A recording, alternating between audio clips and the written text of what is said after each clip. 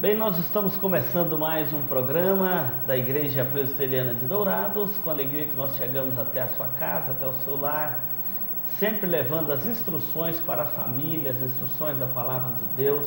Nós temos este dever sagrado com a nossa sociedade de proclamar a Palavra de Deus e de fazer o Evangelho de Jesus Cristo conhecido e fazer que ele chegue nos lares, chegue até as casas onde nós estamos agora podendo contemplar aqui esta beleza do Evangelho e levá-lo até você. Nós estamos continuando o segundo bloco daquele programa nosso a respeito da Reforma Protestante do século XVI.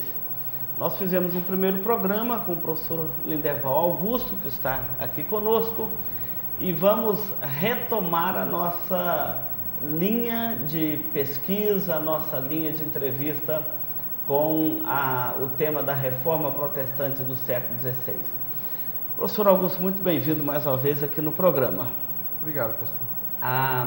Nós paramos na Reforma, no grito da Reforma, falamos sobre a pré-Reforma e hoje queremos falar no efeito que a Reforma trouxe para a vida da humanidade e para a vida da Igreja.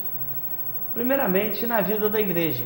Qual a reação, quais as mudanças que aconteceram a partir da Reforma do ponto de vista religioso?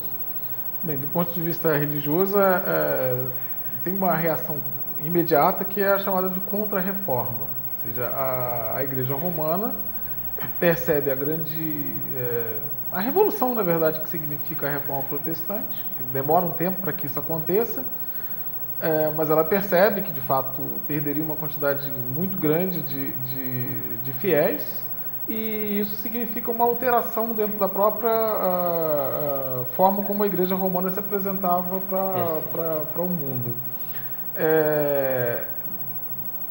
Do ponto de vista da própria Igreja Reformada, ou seja, existe uma quantidade grande de alterações, ou do cristianismo ocidental mais especificamente, existe uma quantidade muito grande de alterações dentro da própria mentalidade da população europeia e depois da própria população do Novo Mundo, que também a gente tem que sempre levar isso em consideração. O momento da Reforma é um momento em que a Europa está se expandindo para a América, e aí existe uma quantidade muito grande de novas ideias, de novas mentalidades trazidas através da própria ideia da Reforma. Primeiro, essa ideia da simplicidade, de uma não ostentação, né, que a Reforma traz junto consigo, essa percepção da vida como uma vida mais simples, ao mesmo tempo uma ideia de democracia, porque a percepção de que antes existe um poder centralizado na figura do Papa e que agora não existe, né? Absoluto, e agora isso não existe mais em termos da Reforma Protestante. Uma das ideias é do sacerdócio universal e a ideia de que todos têm o acesso direto a Deus sem a necessidade de intermediários. Então isso torna a relação muito mais clara entre as pessoas e os governos, uma modificação bastante grande em relação ao período anterior. Em termos de cristianismo ocidental. E assim, a gente sabe que Lutero dá o grito da Reforma, cola suas teses lá na Catedral de Wittenberg, dia 31 de outubro, dá o grito da Reforma. Mas a doutrina reformada mesmo não é de Lutero, ela é de João Calvino. E ela tem as suas colunas ali, somente a Escritura, como Palavra de Deus, só a graça, só a fé e só lhe deu glória, a Deus toda a glória, né? E somente Jesus Cristo, a centralidade do Evangelho. Essa, embora seja a espinha dorsal de toda a doutrina reformada, se nós fôssemos olhar esse ambiente do protestantismo hoje, a gente vê também um esvaziamento dessas doutrinas, né, Augusto? Isso é fácil perceber, né? Existem grupos que pensam numa outra reforma, ou seja, de uma reforma da reforma, inclusive. Porque existe um afastamento muito grande desse tipo de mentalidade, que é a mentalidade reformista do século XVI, e depois como é que isso é lido por outras correntes a partir da própria reforma. De uma certa forma, hoje tem um retorno ao que acabou dando origem à própria reforma. Dos fatores que dá origem à reforma, quer dizer, quando a gente pensa nos reformadores, não pensa somente no Martinho Lutero, mas no conjunto dos reformadores. Uma das ideias básicas, e o Calvino foca muito isso, é a ideia de se pensar na Escritura, ou seja, na Bíblia Sagrada, como a única fonte de inspiração, como a única regra de fé e prática do cristianismo. Se a gente vai pensar em como é que a situação era antes de Calvino, como é que era antes do Lutero, antes da própria reforma, a Igreja Romana, de uma certa maneira, eu acho que o senhor até falou isso no programa anterior, ela proíbe a leitura da Bíblia, e mais do que isso, e tem uma razão para ela proibir, existem várias razões, mas uma das possíveis razões é o desejo, a necessidade para ela, a igreja, como instituição estatal, inclusive, de poder ditar as regras. Então, substitui-se o que está escrito na Bíblia, em grande medida, pelos dogmas e pelas tradições.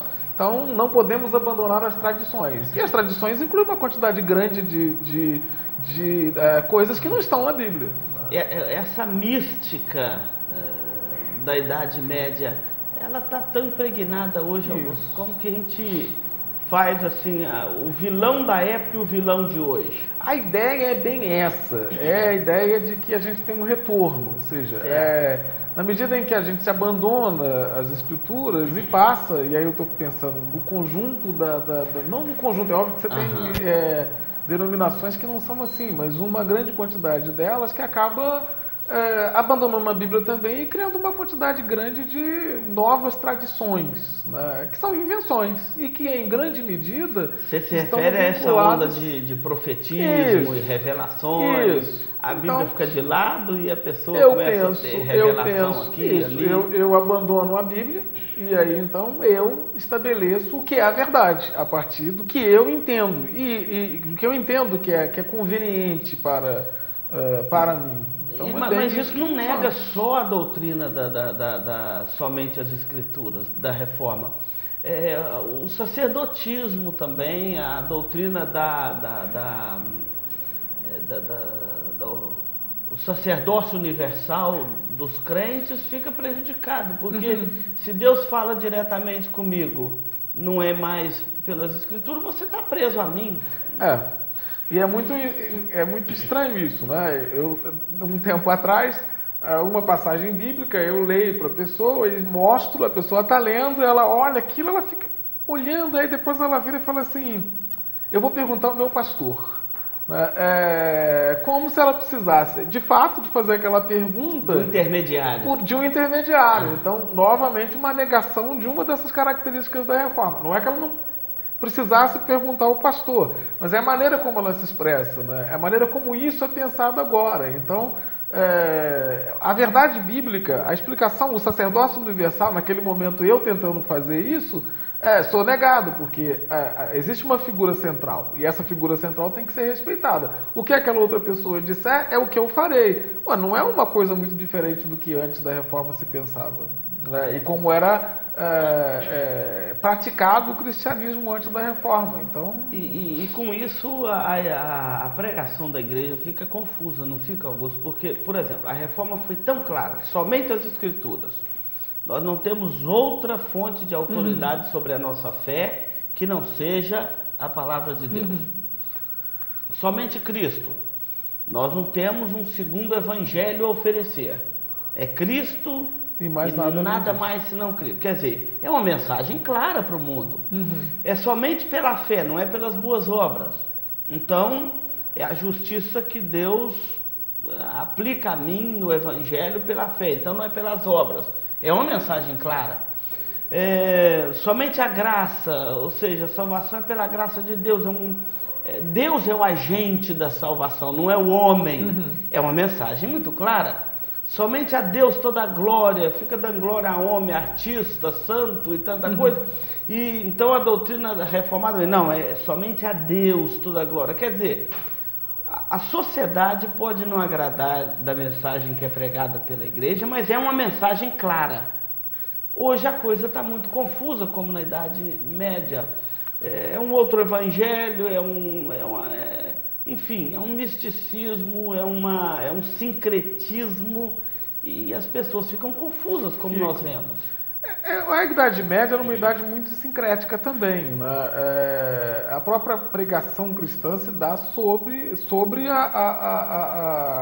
um conjunto cultural que é um conjunto antigo, que vinha da Idade Antiga. Então, as próprias práticas da Igreja Romana, quando ela vai fazer a pregação, inclusive, iniciar o avanço do cristianismo católico pela Europa, vai muito nesse sentido de se adaptar ao que já existia de cultura dentro da própria Idade Média. Daí, então, isso me parece que se reproduz agora. Muito nessa em alta escala. Em o problema escala. É que agora misturou o protestantismo e tudo fez a mesma panela. Nós vamos chamar o intervalo e em minutos voltamos para continuar esse papo aqui com o professor Augusto, nosso irmão, presbítero da igreja e historiador. É uma alegria tê-lo aqui nesse programa.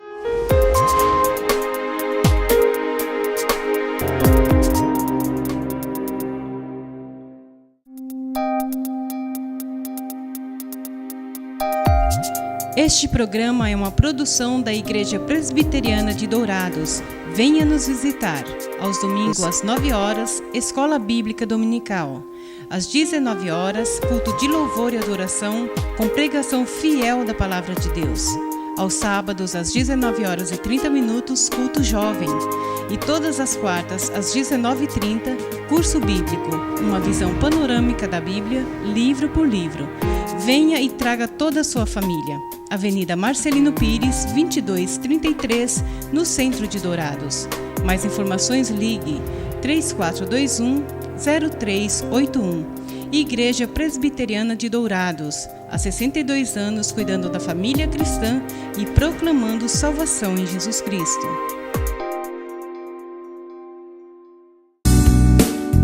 Requinte, indústria e comércio de móveis e decoração. Há 29 anos no mercado, a Requinte trabalha com amor e dedicação para oferecer aos seus clientes o que há de mais moderno no ramo de móveis e decorações.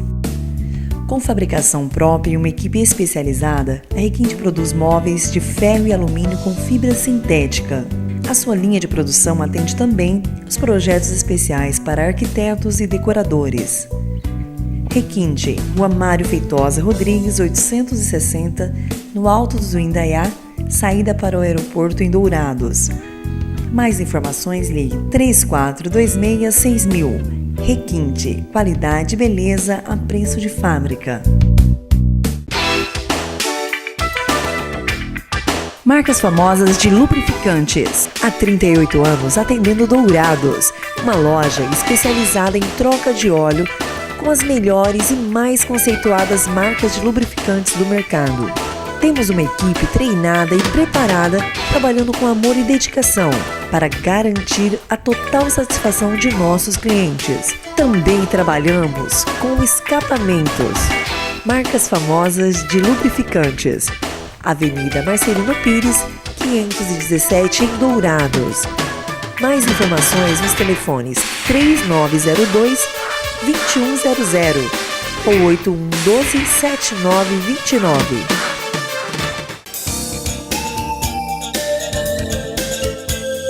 Livraria da Bíblia, onde você encontra todas as novidades em artigos evangélicos, como CDs, DVDs originais, Bíblias de vários tamanhos e modelos, artigos para presentear em todas as ocasiões. Não percam as promoções de livros e Bíblias com preços especiais. Livraria da Bíblia, Rua Rael Bonfacker, 2952, no centro de Dourados. Mais informações, ligue 3427-0379. A Livraria da Bíblia atende de segunda a sábado, das 8 às 18 horas. Livraria da Bíblia.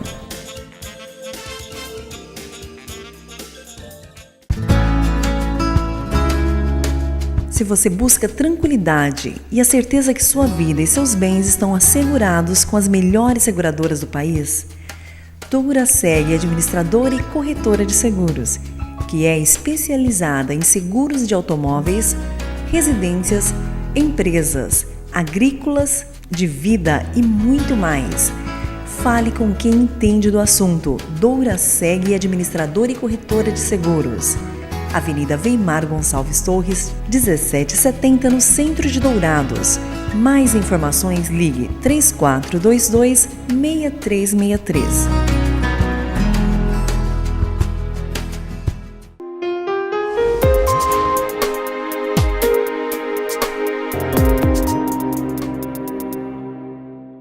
Bem, nós voltamos aqui no segundo bloco do nosso programa. A Igreja Presbiteriana de Dourados tem a alegria de levar esta programação até você. É um prazer estar aqui na sua companhia. Hoje nós estamos falando aqui com o professor Augusto e falando sobre os efeitos da Reforma Protestante na história da humanidade, ou seja, as consequências, os benefícios que trouxeram. Além do aspecto religioso, Augusto, a gente precisa falar um pouquinho da economia, né? Que a reforma religiosa, hoje se fala muito em avivamento no Brasil. O avivamento ou uma reforma religiosa, ela tem consequências práticas, não é uma coisa só para dentro dos templos, das igrejas, né? Então a reforma protestante, ela trouxe também efeitos na economia, não é isso? Na política, na economia. Vamos falar da economia. Tem umas lendas em relação a isso, ao mesmo tempo, por exemplo, tem alguns autores que, e aí pensando estritamente do ponto de vista acadêmico, que entendem que, por exemplo, o capitalismo nasce com a reforma protestante. É uma leitura, hoje em dia, superada. O capitalismo ele não nasce com a reforma protestante. Você falou bem, dentro da universidade, está superada essa discussão ou ela ainda fica acusando o protestantismo do capitalismo? Pensando na Universidade Brasileira, que é o que eu conheço, né, mais.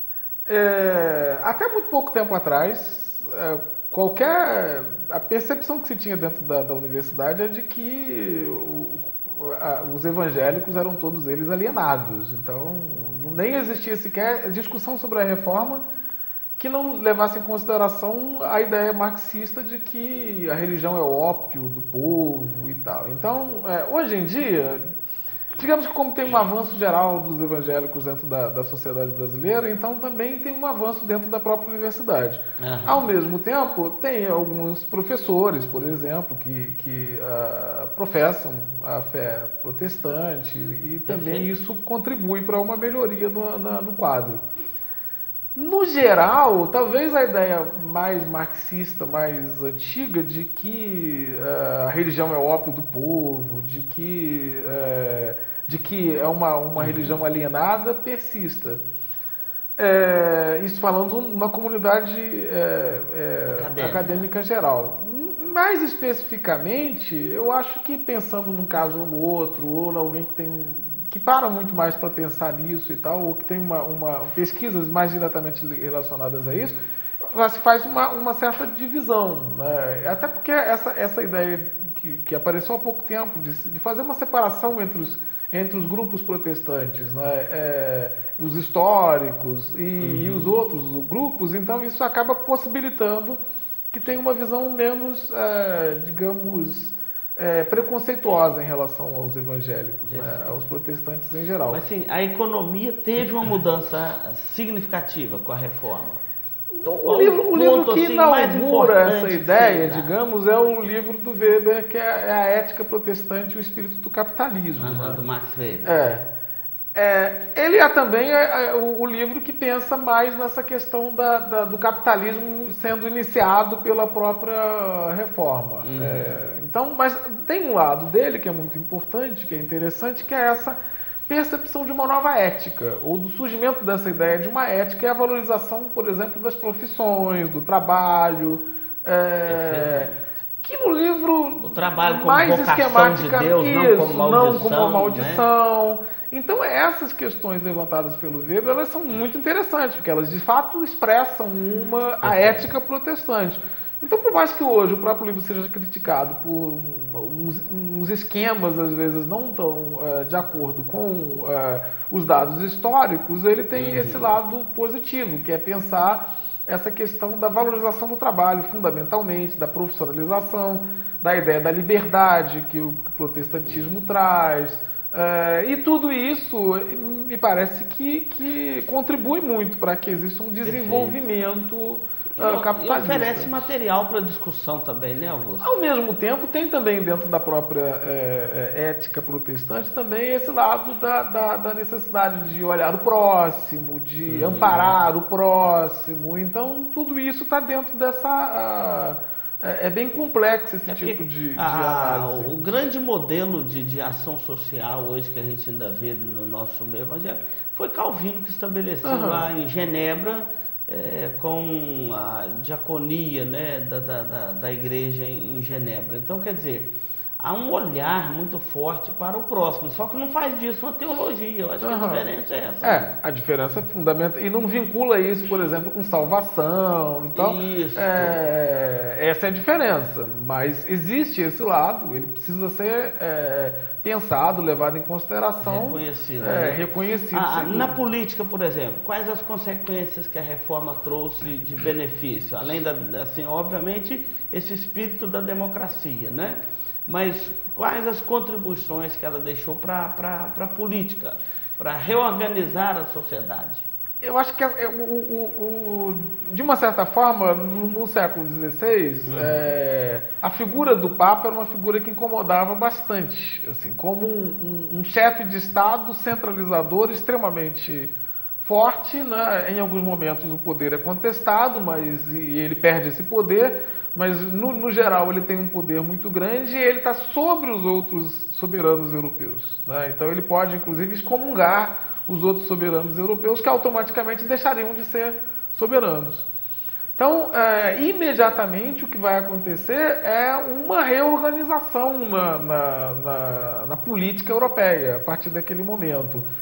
Mais tardiamente, essa ideia de liberdade, né? Talvez não tanto a ideia de democracia ainda, mas a ideia de liberdade é muito liberdade de consciência, isso, a liberdade de consciência, o livre exame das escrituras. Isso tudo é possibilitado pelas ideias reformistas, né? Então, sem dúvida, tem uma influência muito grande. Que relação você faz dessa liberdade de consciência, inclusive consciência política que a reforma trouxe, para esse novo modelo de voto de cabresto e que a gente vê hoje no Brasil tão comum, os seus currais eleitorais, e que a igreja presbiteriana, por exemplo, ela nunca adere a esses modelos de curral eleitoral, de negociar os votos do rebanho. Enfim, isso não tem não houve um enfraquecimento com esse novo modelo? Não, desse espírito da reforma? Sem dúvida. Me parece que a gente não conseguiu absorver no Brasil esses ideias reformistas. Quer dizer, me parece claramente que a gente no Brasil, uma boa parte das nossas denominações, não conseguiu nem sequer entender o espírito da reforma, né? E aí o que acontece é uma política que me parece muito mais clientelista, ou seja, determinados líderes, e não são poucos, né, criam de fato isso que você está chamando de curral eleitoral, que é uma expressão lá do século XIX, mas que vem do século XX e que expressa muito claramente isso. Algumas igrejas se transformaram em currais eleitorais, com o político, e às vezes é o próprio pastor da igreja, subindo ao púlpito, fazendo campanha. Eu lembro no Rio de Janeiro que um determinado político, né, famoso inclusive, numa determinada época, que lançou a campanha de que crente vota em crente. Então, necessariamente, a gente tinha que votar em alguém que fosse crente. Ele ganhou as eleições, ele foi governador do Rio de Janeiro, foi um desastre, né? Ele conseguiu fazer com que a sua esposa ganhasse a eleição, mas muito dentro desse espírito de conseguir novos clientes. Agora eu tenho um grupo que vota em mim.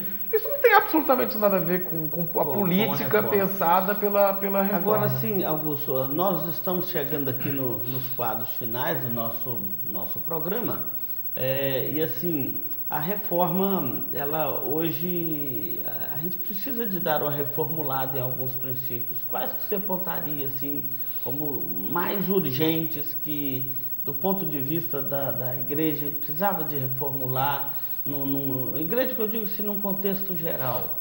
Eu acho que primeiro a volta às Escrituras, né? Se isso foi lá, naquele momento da reforma, uma grita geral dos reformadores, agora eu acho que tem que se pensar de novo nessa questão da volta às Escrituras. A gente vai substituindo gradativamente a Escritura por outras, reforma, tradições. A tradição concorria com as Escrituras. Hoje e ganhava. Tradição e mais as revelações contemporâneas. Né, homens aí que acham que estão sendo revelados direto por Deus, concorrem com as Escrituras. Isso, tem uma série de concorrentes, né? É isso que são essas revelações, né? E ao mesmo tempo me parece que muito a penetração do próprio mundo dentro da igreja e das regras do mundo, né? O secularismo, né? É muito isso. Muito bem. Bom, nós estamos chegando aqui no quadro final do nosso programa, nosso tempo está esgotado. Nós queremos agradecer aqui, Augusto, a sua participação, viu? E nossa gratidão aí pela sua contribuição aqui com o programa da igreja. E fica o desafio da reforma para os nossos ouvintes. Você quer deixar uma palavra final aí sobre desse desafio da reforma aos nossos telespectadores, para a gente encerrar? De fato, eu acho que além dessa volta às Escrituras, esse ponto que o senhor tocou, né, é essa participação do cristão dentro da vida política, dentro da vida pública, mas de uma maneira saudável. Eu acho que no momento que a gente vive essa questão da corrupção, de ser uma grita geral dentro do país, o combate a isso, a valorização disso. A gente precisava ter esse tipo de enfoque, para além da questão da religiosa, também essa percepção cidadã mesmo. Ok. Então, muito bem, minha gratidão, e você que está nos acompanhando, nós agradecemos a sua audiência, a sua companhia, que Deus o abençoe, e fica o convite para você participar das programações da nossa igreja, todos os domingos às 9 horas da manhã e às 19 horas da noite. Na quarta-feira, às 19h30, nós temos um estudo maravilhoso das Escrituras. Que Deus o abençoe e até o nosso próximo programa.